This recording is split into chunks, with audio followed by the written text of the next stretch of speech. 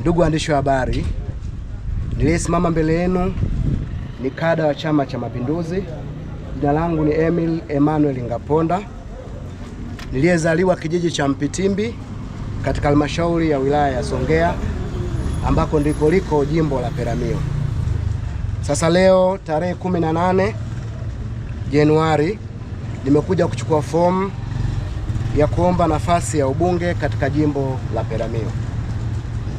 Ndugu zangu waandishi wa habari, iwapo chama changu, Chama cha Mapinduzi, kupitia vikao vyake halali kuanzia ngazi ya wilaya, ngazi ya mkoa na hata ile ya taifa, vitalipitisha jina langu kuwa ni mgombea wa ubunge katika jimbo la Peramiho, nataka niwahakikishie Watanzania wenzangu tunaishi katika jimbo la Peramiho kwamba tutashirikiana bega kwa bega kuendeleza mambo mema mazuri yaliyofanywa na aliyekuwa mbunge wetu, mama yetu mpendwa, Mama Jenista Mhagama, na tutafanya na mambo mengine yale yote yaliyoanishwa katika ilani ya Chama cha Mapinduzi ya mwaka 2025 mpaka 2030, hususan hasa katika kile kijitabu kidogo kinachozungumzia ilani ya Chama cha Mapinduzi katika ngazi ya mkoa.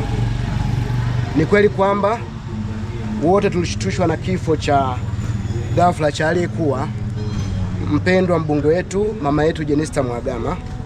Tumelia sana, tumeumia sana, sawa, lakini na wote tunafahamu kama mama yetu alitupenda sana na aliyependa watu wake, na alikuwa kiongozi hodari na shupavu aliyesimama ipasavyo kutekeleza ilani katika jimbo lake. Ndugu wa Tanzania wenzangu, tunaishi katika jimbo la Peramiho. Kama chama kitanipitisha, tutegemee muendelezo wa mambo mema mazuri aliyoanzisha, kama vile miradi ya uboreshaji wa miundombinu ya usafiri na usafirishaji, upatikanaji wa maji safi na salama, utoaji wa elimu bora katika ngazi zote, pamoja na utoaji wa huduma za afya bora na mengine yote yaliyoainishwa katika ilani ya Chama cha Mapinduzi.